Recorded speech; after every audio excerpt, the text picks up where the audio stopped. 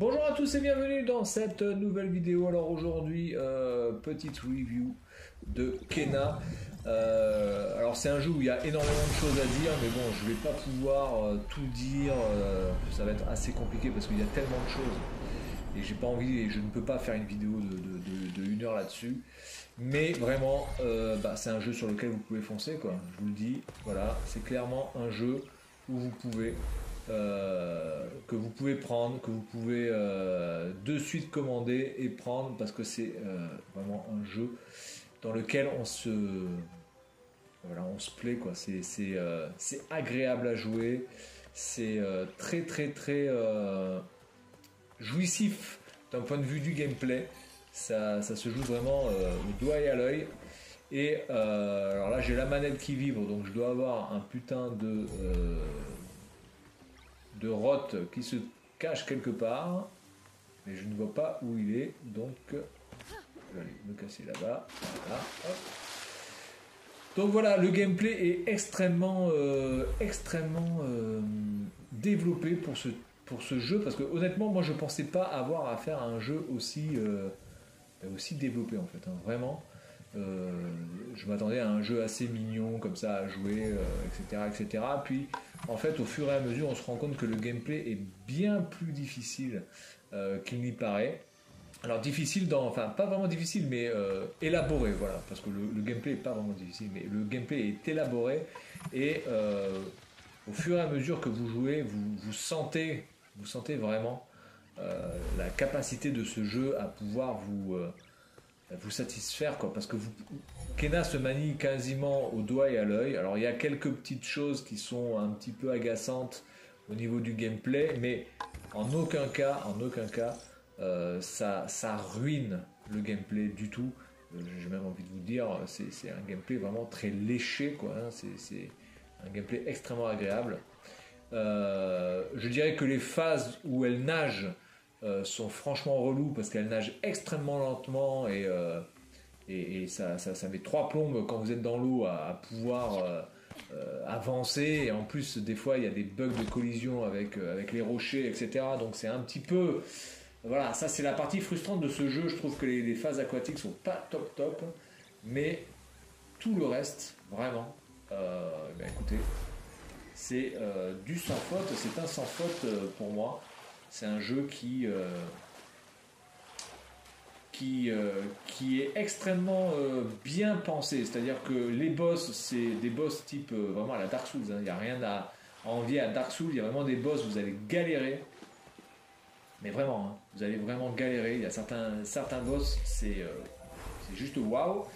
Et vous avez aussi des petites phases de plateforme, de puzzle plateforme, c'est-à-dire qu'il va bien falloir réfléchir à comment aller d'un point A à un point B en passant par le point C. Et ça, c'est aussi très bien fait parce que ça appelle aussi à l'intelligence des joueurs, et ce qui est assez rare de nos jours, hein, puisque bon, très souvent, on va dire que les joueurs sont pris pour des cons.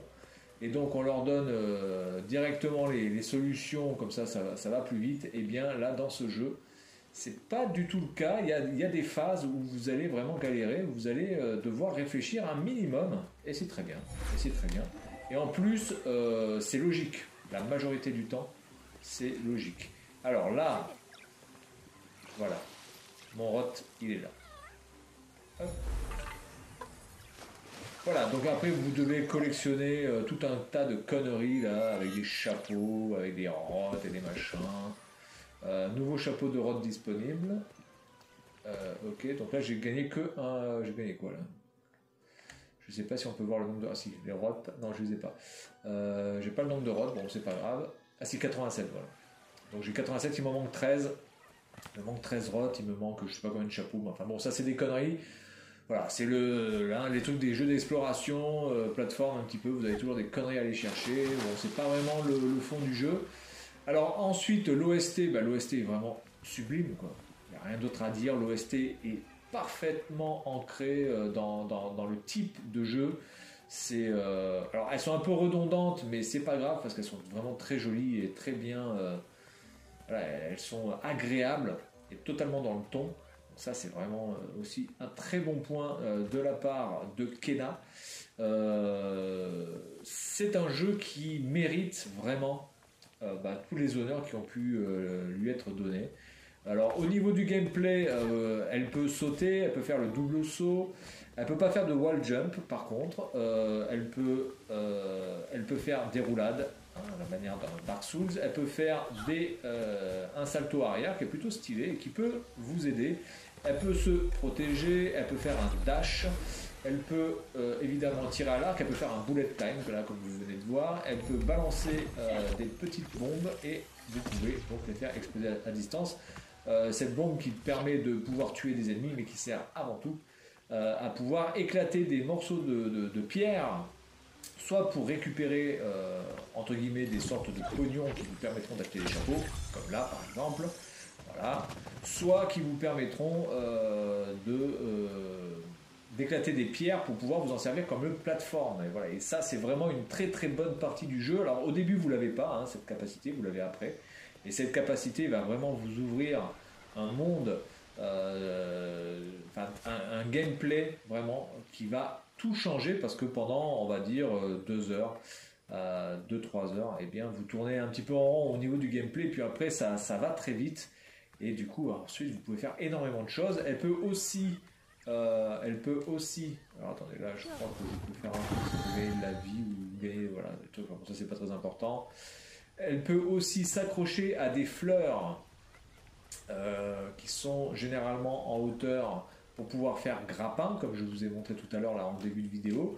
Donc ça c'est pas mal aussi parce que ça permet des fois de pouvoir faire un double saut en utilisant voilà, bon, là je meurs, donc là ça c'est un petit peu le défaut aussi, c'est-à-dire que là je saute dans l'eau parce que je suis un peu haut, je meurs. Bon, mais bon, le problème c'est que je saute dans l'eau les gars, donc excusez-moi. Et normalement je ne devrais pas mourir, mais c'est pas grave. Bon, ça c'est un des défauts pour moi du jeu, mais c'est pas un défaut qui ruine le gameplay. Voilà, la map est plutôt bien foutue, elle est assez grande, hein, vous pouvez voir qu'il y a quand même énormément de zones à visiter. Par contre, le seul problème c'est qu'on ne peut rien noter sur la map. Donc c'est-à-dire que tout ce que vous pouvez trouver, vous pouvez rien noter, vous ne pouvez pas savoir ce que vous avez déjà visité, il n'y a pas de filtre, il n'y a rien.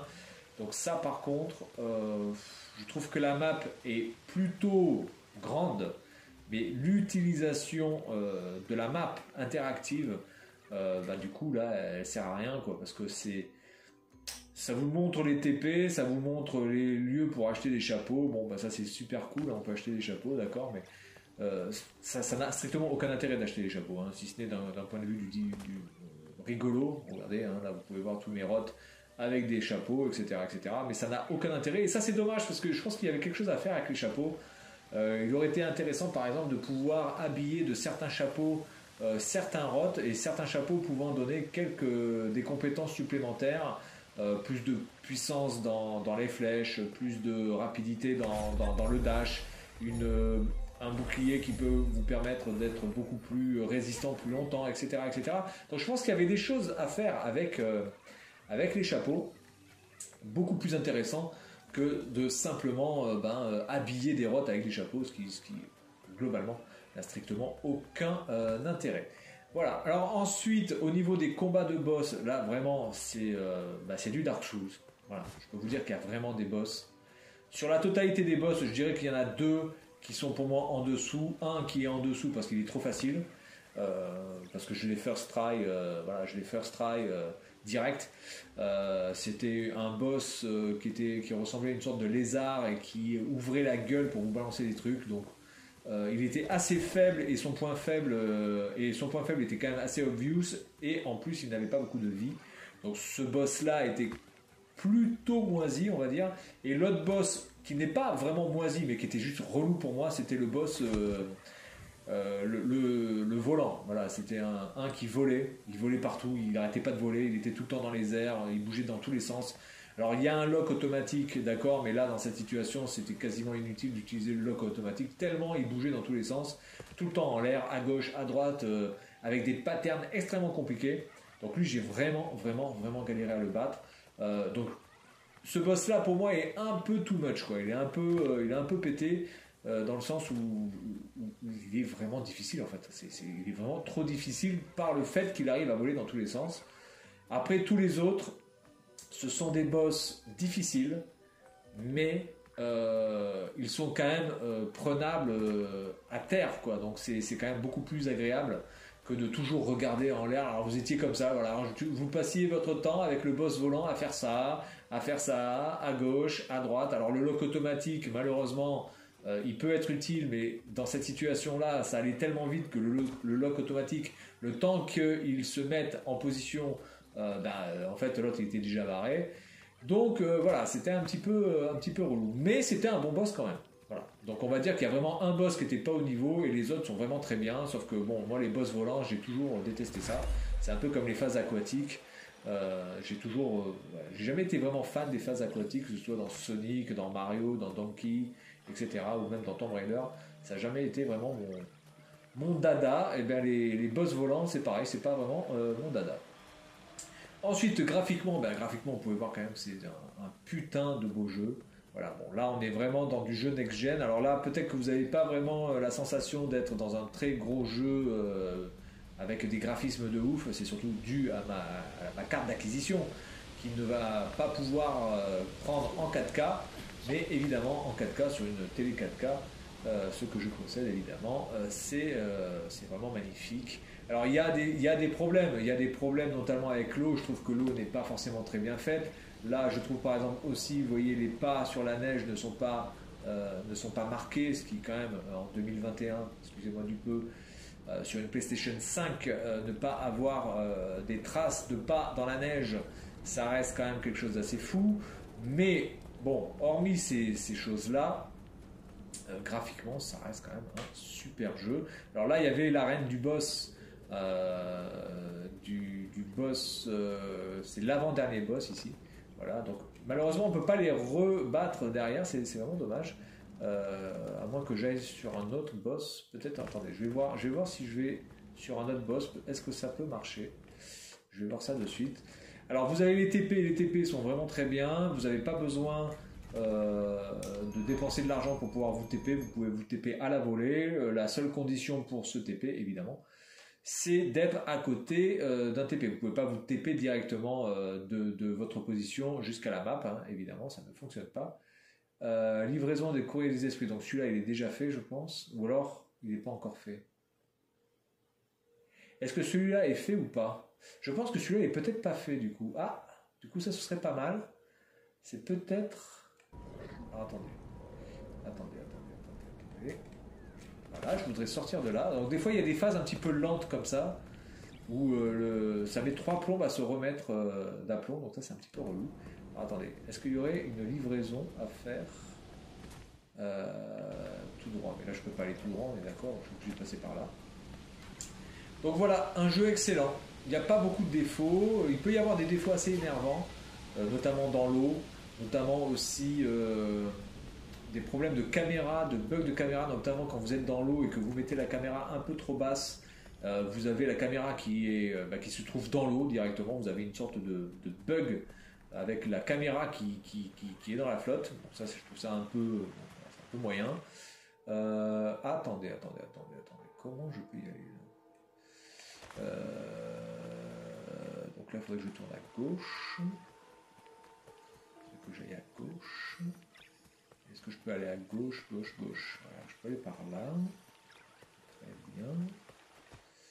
Et ce serait donc là-bas. Donc est-ce que je peux péter ça pour vous montrer un petit peu à quoi ça ressemble quand on pète les trucs? D'accord, ça c'est pas mal. C'est pas mal ça ce que je viens de faire. C'était bien de la merde. Donc je pense que de toute façon là je peux pas passer par là. Donc il faudrait que je passe par là-haut. On va essayer d'aller jusqu'à la maison des esprits. Donc ça c'est un truc assez intéressant à faire, c'est de récupérer un truc concernant des sortes d'enveloppes qui vous permettent d'ouvrir des maisons qui sont bloquées par... Ah voilà, elle est là-bas la baraque. Vous pouvez voir qu'il y a un truc qui est cassé là-bas. Donc voilà. Donc je vais vous montrer ce qu'on peut faire avec ces petites bouboules. Un autre truc qu'on pourrait aussi critiquer, c'est l'utilisation de la DualSense qui n'est pas vraiment pas vraiment top en fait. Hein. Cette utilisation est assez basique. Voilà, donc là j'ai déjà récupéré un mail des esprits, donc je vais pouvoir l'utiliser à l'intérieur. Hop, et voilà. Donc je vais pas rentrer dedans parce que je vais pas vous spoiler ce qu'il y a dedans, je le ferai plus tard. Je vais juste rester là aux alentours. Là je dois avoir un rot qui doit traîner dans les parages. Alors si je peux faire déjà ça déjà. Voilà. Ça pète tout ce qu'il y a autour. Donc voilà, c'est vraiment un jeu intéressant et un jeu qui n'est pas aussi facile que l'on peut le penser, malgré le côté assez mignon, malgré le côté assez enfantin des designs qui peuvent faire penser à du Pixar, etc. C'est vraiment un mélange de Ghost of Tsushima avec les différents points en bas à gauche que l'on a, qui permettent donc de faire des pouvoirs un peu comme ça, un peu supplémentaires, et aussi dans le style, hein, c'est un petit peu de style de Ghost of Tsushima au niveau de l'ambiance, hein, c'est un petit peu ça, et Dark Souls, parce qu'il y a vraiment du Dark Souls au niveau des boss, hein. Je pense que ça a clairement été inspiré de Dark Souls. Donc là, mon rot, lui, doit être là, du coup, voilà, hop.